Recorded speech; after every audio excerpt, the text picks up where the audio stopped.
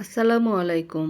আমার রসুই ঘর থেকে সবাইকে স্বাগতম জানাচ্ছি। আজকে আমি আপনাদেরকে তৈরি করে দেখাবো গাজরের হালুয়া। এজন্য আমি প্রথমেই কড়াইতে ঘি দিয়ে নিলাম। ঘিটা আমি কয়েকবারে দিব, এজন্য প্রথমে অল্প পরিমাণেই দিয়ে নেব। মাঝখানেও আমি আবার দিব, আবার লাস্টেও আমি ঘি দিব। তাই আমি কড়াইতে অল্প পরিমাণে প্রথমে ঘি দিয়ে নিলাম। আর আমি গাজরগুলোকে সেদ্ধ করে ব্লেন্ডারে ব্লেন্ড করে নিয়েছি।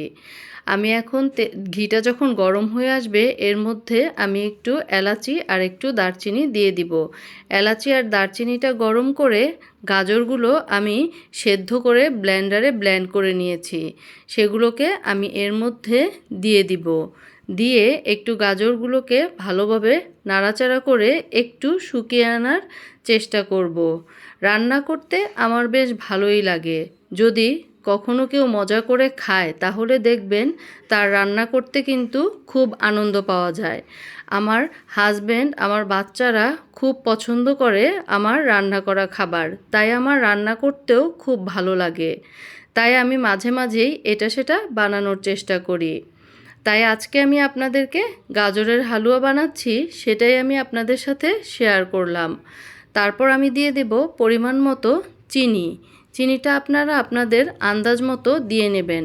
আমি এখানে কয়েক ধাপে চিনি দিয়েছি, মিষ্টিটা আমি দেখে আন্দাজ করে দিয়েছি।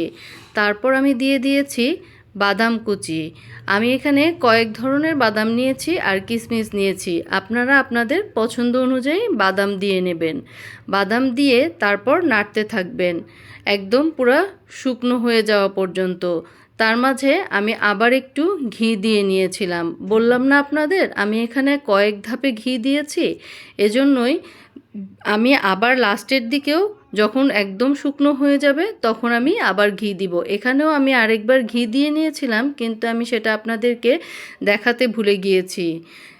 আমার গাজরের হালুয়া রেডি হয়ে গিয়েছে। এখন যখন দেখবেন কড়াই থেকে আর লেগে আসছে না, একদম গাজরটা শুকনো শুকনো হয়ে গিয়েছে, কড়াইয়ের গায়ে লেগে যাচ্ছে না, তখনই ভাববেন গাজরের হালুয়াটা হয়ে গিয়েছে। ধন্যবাদ সবাইকে ভিডিওটি দেখার জন্য, সাথে থাকার জন্য।